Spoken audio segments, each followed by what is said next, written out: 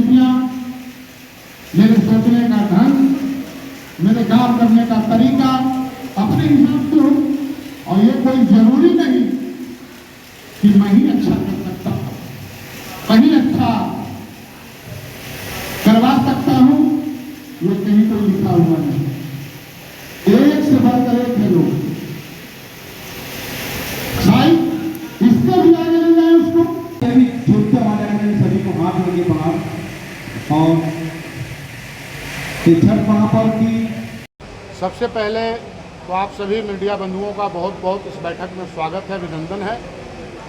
और छत्तीसगढ़ में ही नहीं, आज ये पूरे विश्व की एक मांग है, खोज है कि छठ महापर्व है क्या। जो नहीं जानते उनके लिए, जो जानते हैं उनके लिए तो बहुत बड़ी चीज़ है। तो अब यह सिर्फ छत्तीसगढ़ और उत्तरांचल और बिहार और यूपी का पर्व नहीं रह गया, अब ये विश्व के व्यापक पटल पे अपनी पहचान बना चुका है। उसी कड़ी में 2023 के रायपुर के महादेव घाट स्थित स्थल पर जो एक बहुत ही पौराणिक जगह है, नदी का किनारा है और बाबा हटकेश्वर नाथ का सानिध्य है, वहाँ पे आशीर्वाद है, उसी तट पे इसका आयोजन होता है। तो 2023 के आयोजन के लिए आज ये मीटिंग बैठक आहूत की गई थी। उसी बैठक में ये निर्णय होता है कि आने वाले महापर्व की रूपरेखा क्या होगी, आने वाले इस महापर्व का और कितने संस्कार जोड़े जाएं इसमें, कहीं से कुछ वंचित न रह जाए। क्योंकि छठ महापर्व इसलिए नहीं है कि सिर्फ उसको महापर्व का नाम दे दिया जाए। छठ एक सबसे बड़ा समरसता का पर्व है, छठ एक विज्ञान है, छठ एक खोज है। और छठ आज जो देश में सफाई का अभियान चल रहा है, कहीं ना कहीं उसका सबसे बड़ा अगर कोई उदाहरण है उस सफाई की, वो छठ महापर्व है। क्या उसमें कमियां रह गई है और क्या उसको फिर से सुधारना चाहिए, इसी उपलक्ष्य में आज हम लोग अपना सभी भाई बैठे हैं। और ज्यादा समय न लेते हुए मैं सभी भाई उस पर्व को मनाने के लिए होती है, उतनी ही शुद्धता उस छठ को, उस आयोजन को करने वाले के मन में होती है। उसी मन से सब लोग आज यहाँ एकत्र हुए हैं, जिसमें हमारे समाज के गणमान्य लोग यहाँ उपस्थित हैं, आपने देखा, और उसी की रूपरेखा तैयार हुई। आयोजक समिति की अथक प्रयास से माननीय मुख्यमंत्री जो कांग्रेस की सरकार है, उन्होंने छठ पूजा के लिए एक दिन का अवकाश भी रखा है, तो इसको किस प्रकार से देखते हैं? बिल्कुल, पूरा छठवर्ती सूर्य उपासक उनका हृदय से कृतज्ञ है, हृदय से धन्यवाद करता है कि उन्होंने बिहार के बाद छठ महापर्व के उपलक्ष्य में 1 दिवसीय छुट्टी देने का जो काम किया, उसके लिए हम सब कोटि कोटि उनका धन्यवाद करते हैं। वही नहीं, जब दूसरे साल में कुछ बैंक के एम्प्लॉइयों ने, उनके महासचिव ने हमसे संपर्क किया कि आप लोगों का तो छुट्टी हो गया, लेकिन बैंकों में मैक्सिमम संख्या यूपी और बिहार से है, तो उनके लिए भी आप कुछ कीजिए। तो जब दूसरे साल मैंने उनसे पर्सनल निवेदन किया, उन्होंने मुझे 10 मिनट में टाइम दिया और मेरी बात को सुना, और वो बैंकों की छुट्टी भी दूसरे साल से छठ महापर्व पे स्वीकृत हो गई।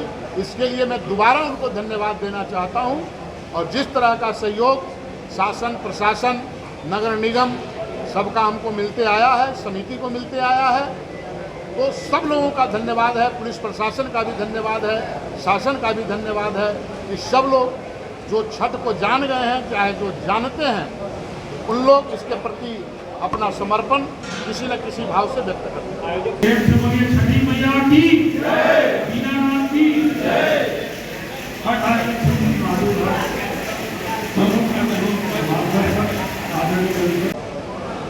आज से 16 वर्ष पहले आज जो 2023 का आयोजन है, इसका बजट का अनुमान 40 से 45 लाख रुपया रखा गया है और आने वाले समय में बहुत जल्द ही एक छठ महोत्सव का आयोजन होगा।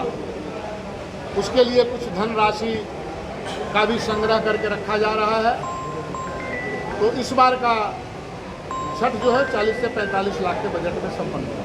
सर, इस बार 17 तारीख को इलेक्शन है, तो क्या छठ पर्व भी बड़ी दिन से शुरू हो रहा है जी, ऐसा माना जा रहा है? जी। इससे कहीं कुछ प्रभावित होना ऐसा कुछ? नहीं, देखिए वो राष्ट्र का काम है और जो छठ को मानने वाले हैं वो सब राष्ट्रवादी लोग हैं। तो राष्ट्र का काम भी नहीं रुकना चाहिए, छठ का काम भी नहीं रुकना चाहिए। अगर वो पहली अरग के दिन होता तो शायद छठ महापर्व भी ये मांग करता और किया भी था यहाँ से, लेकिन इलेक्शन कमिश्नर ने यही तर्क दिया कि भाई उस दिन नहाए खाए, उस दिन छठ का प्रारंभ है, इसलिए बहुत ज़्यादा दिक्कत नहीं होगी लोगों को। और अपने धर्म के साथ, अपने सनातन के साथ लोगों को राष्ट्रीय धर्म भी निभाना है, इसलिए उसमें कहीं कोई चूक नहीं मतलब आप होगी। लोगों ने सहमति की है सरकार के साथ मिलकर के, जो अवकाश की बात हो रही थी, वो अवकाश की बात प्रभावित नहीं करेगी चुनाव? देखिए, चुनाव को कितना प्रभावित करेगी ये तो बात फैक्ट है। तो मैंने कहा है कि हम सब हृदय से कृतज्ञ हैं, लेकिन इन चीज़ों का वोट से जोड़ के न देखें। वोट एक स्वतंत्रता की चीज़ है और हमारे समाज में भी कई लोग, कई विचारधारा के लोग हैं, लेकिन ये प्रयास रहता है। हमारे समाज से भी भारतीय जनता पार्टी से टिकट की मांग की गई थी, जो कहीं से पूरा नहीं हुआ। तो एक अलग संदर्भ है, पूजा एक अलग संदर्भ है, इस पर मैं विशेष नहीं कहना चाहूँगा, वो बात की बात। जी, स्टार्ट करें। सबसे पहले अच्छा, आप पंखा बंद करवा दो। देखिए, टिकट नहीं मिलने की वजह से हमारे समाज में कहीं न कहीं खेत जरूर है। ऐसी बात नहीं कि हमारे समाज के लोग बहुत खुश हैं। अगर मांग किया गया था तो उसको पूरा नहीं हुआ तो कहीं न कहीं तकलीफ और है आपका समाज जी। 2 पार्टियां हैं, प्रमुख पार्टियां 2 हैं छत्तीसगढ़ में, भारतीय जनता पार्टी और कांग्रेस। जी, आपका समाज और जाने की दिशा में नहीं कुछ कहना चाहेंगे? नहीं छोड़ो। सर, आप लोगों ने दोनों पार्टी के लिए या दोनों पार्टी में कुछ टिकट की डिमांड करे थे? जो अच्छे प्रत्याशी होंगे, जो सनातन की बात करेंगे, राष्ट्रीयता की बात करेंगे, उत्तर भारतीय हित की बात करेंगे, उनका समर्थन किया जाएगा। बहुत बढ़िया। इस बार आप शासन प्रशासन से किस तरीके की उम्मीदें रखते हैं? बस जिस तरह का वो करते आए हैं, मैं जानता हूँ इस बार इलेक्शन भी हो रहा है, साथ साथ में कुछ व्यस्तता होगी उनकी, लेकिन 17 तारीख को रायपुर का भी वोटिंग खत्म हो जाएगा और मुख्य जो हमारा कार्यक्रम है वो 19 और 20 को है। इसलिए हम चाहेंगे कि पूर्वक जो हमें समर्थन मिलते आया है उससे बढ़ के हो। और एक मांग और आप लोगों के माध्यम से करना चाहूँगा कि छत्तीसगढ़ सरकार, माननीय आदरणीय संवेदना से परिपूर्ण भूपेश बघेल जी ने छठ महापर्व को अपने कार्यालय के लिए एक ज़मीन देने की मांग की थी, वो कहीं ना कहीं अधूरा है। तो हम लोग चाहेंगे कि उस पर भी आगे कुछ न कुछ काम हो। सबको जोड़कर एक सूत्र से जोड़कर रखने का काम आदरणीय राजीव जी ने की और आगे उनके मार्गदर्शन में